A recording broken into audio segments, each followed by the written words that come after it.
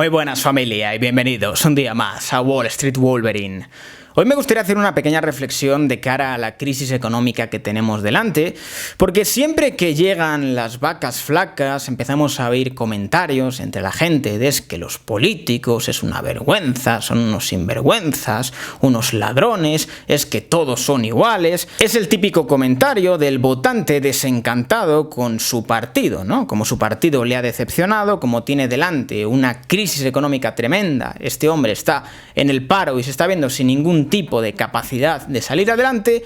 La respuesta directa frente a todo esto es: todos los políticos son iguales.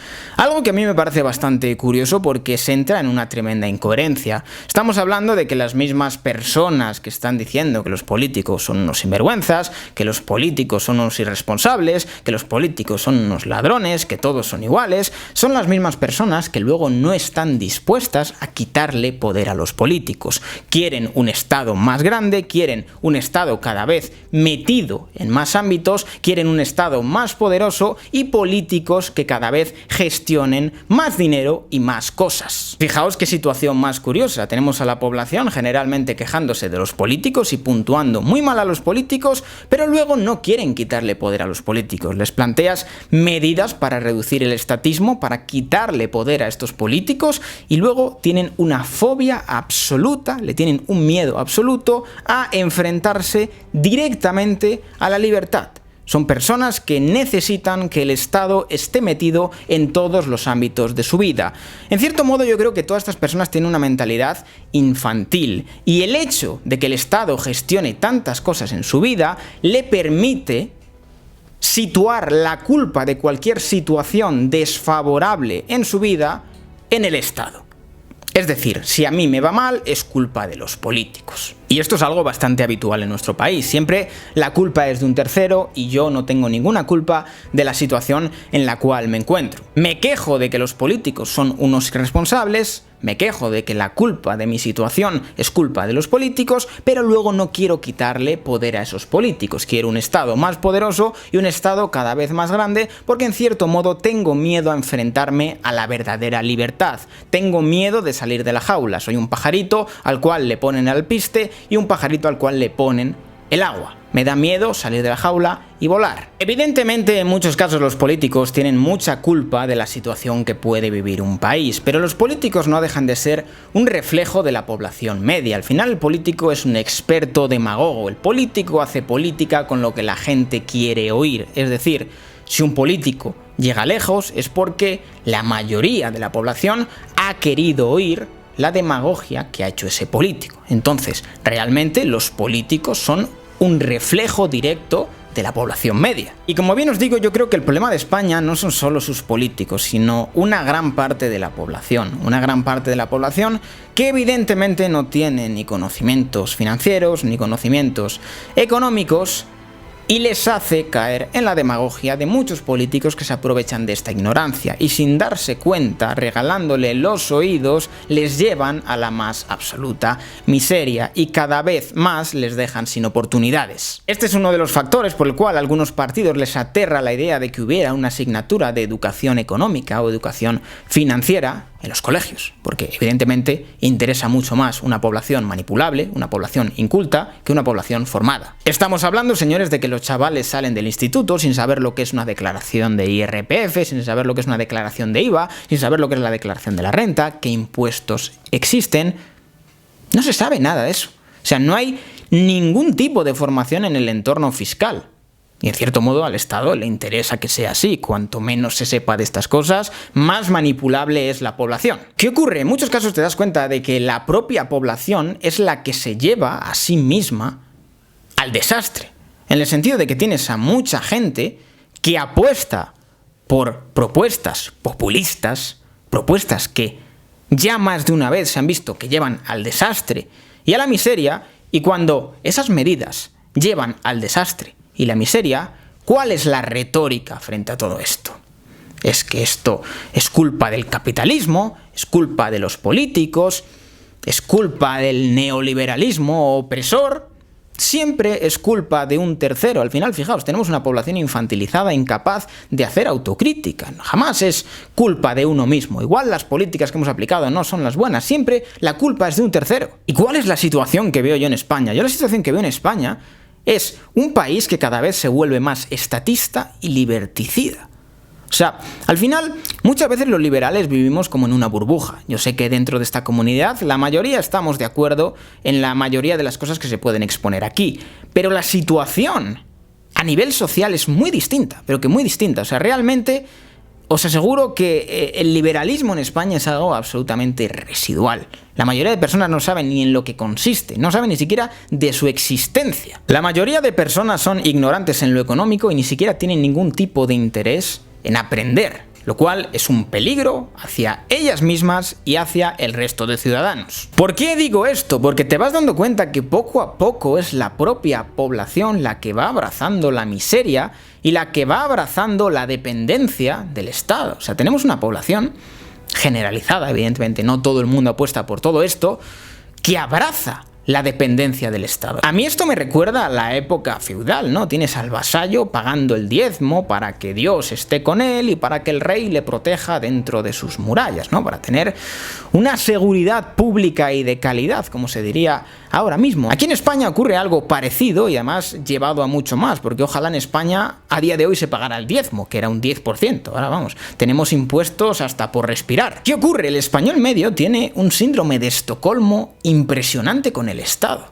No para de quejarse de malas administraciones, pero luego quiere un Estado cada vez más poderoso. ¿Por qué? Porque le tiene miedo a la libertad. Es algo bastante curioso, porque tú coges al español medio y le preguntas, ¿por qué el Estado tiene que garantizarte a ti unas pensiones? ¿Por qué no puedes tú, con tu sueldo, con el dinero que ganas, coger una parte de ese sueldo y destinarlo a un fondo de pensiones? Y realmente no te sabe responder. No sé, tenemos una población tan inepta que es incapaz de planificarse por sí misma su futuro. Igual es así. Porque realmente, o sea, ¿por qué tiene el Estado que guardarte a ti el dinero para en el futuro darte unas pensiones? ¿Por qué no lo puedes hacer tú mismo? ¿Qué ocurre? Que los liberales muchas veces no nos damos cuenta de que el grandísimo problema de España es su gente. Es la cultura generalizada que hay. La gente quiere estatismo. La gente necesita un Estado grande. A la gente le gusta que el Estado se meta en todos los ámbitos. Y es un problema cultural, creedme. O sea, hasta que no haya un cambio cultural, no habrá una revolución liberal. La gente no quiere libertad. La gente quiere dependencia.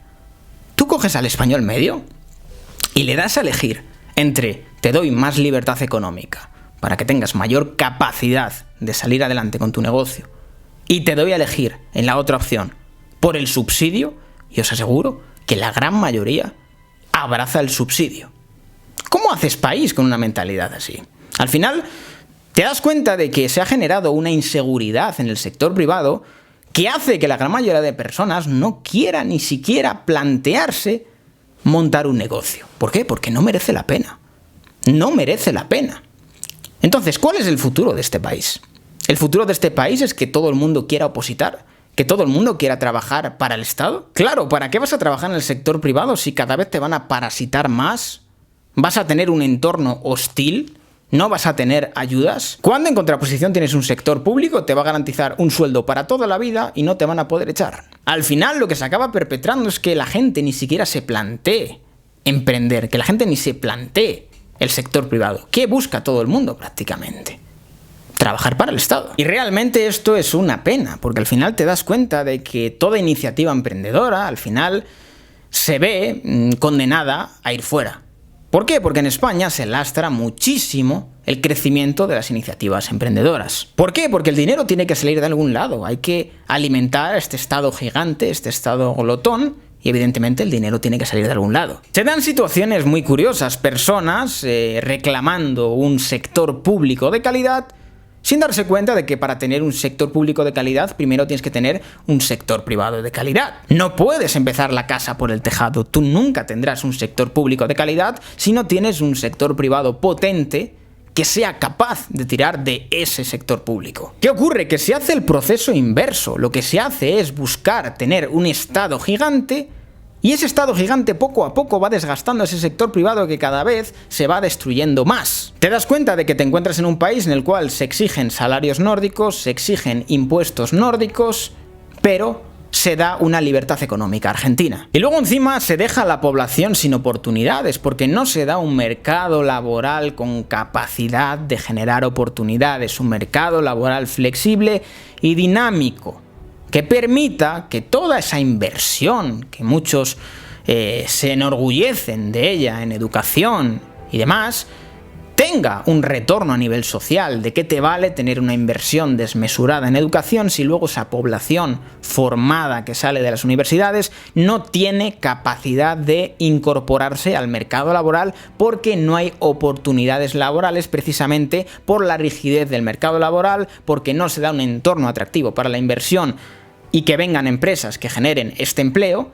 ¿De qué te vale toda esa inversión? Solo te vale para financiar la futura mano de obra de los alemanes, de los franceses o de los ingleses. Al final te das cuenta de que las economías que generan empleo, las economías que dan oportunidades, son economías libres, economías con una amplia libertad económica. Llámate Suecia, llámate Dinamarca o llámate Reino Unido. Son países con una amplia libertad económica. Y es algo que da bastante pena, porque al final estás dejando a la población sin oportunidades.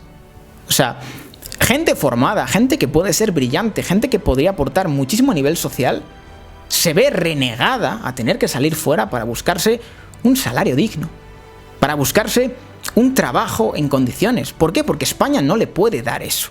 No le puede dar eso porque tenemos un sector privado ahogado, un sector privado que no tiene libertad, un sector privado que está secuestrado por un Estado gigante que no para de consumir recursos. Y es curioso porque la propia población, tienes una parte de la población que quiere un mercado laboral más rígido. O sea, no se dan cuenta de que se están disparando en el pie.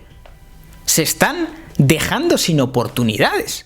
O sea, si tú pones un mercado laboral más rígido, en un contexto de crisis como el actual, si ya de por sí antes de esta crisis del coronavirus era muy difícil encontrar empleo, imagínate después de la crisis del coronavirus, con la tremenda crisis que se nos viene encima, y con un mercado laboral todavía más rígido. Y alguien me explique qué empresa se va a arriesgar a contratar si se percibe la contratación como un riesgo y un coste bastante grande. Hay mucha gente que no entiende que para que los salarios suban y para que haya oportunidades laborales, lo primero que tiene que funcionar es la economía y las empresas. Si los salarios no subían cuando teníamos un 14% de paro, que son unas cifras absolutamente lamentables, ¿cómo van a subir los salarios cuando estamos en un contexto de crisis en la cual se va a disparar la tasa de paro? Los salarios suben cuando las empresas tienen que competir por la fuerza laboral, porque les va bien a nivel económico, venden más, tienen que producir más y por lo tanto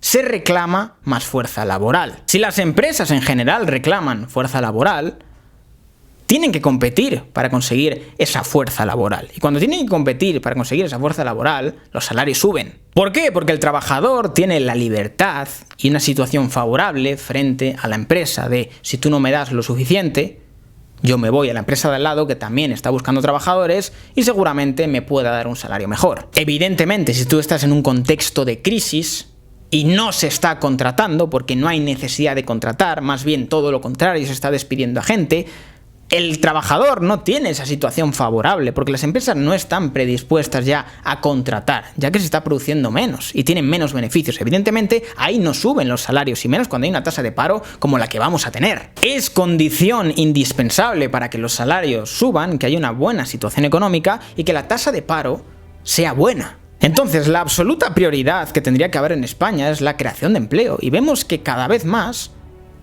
las políticas van hacia otro lugar.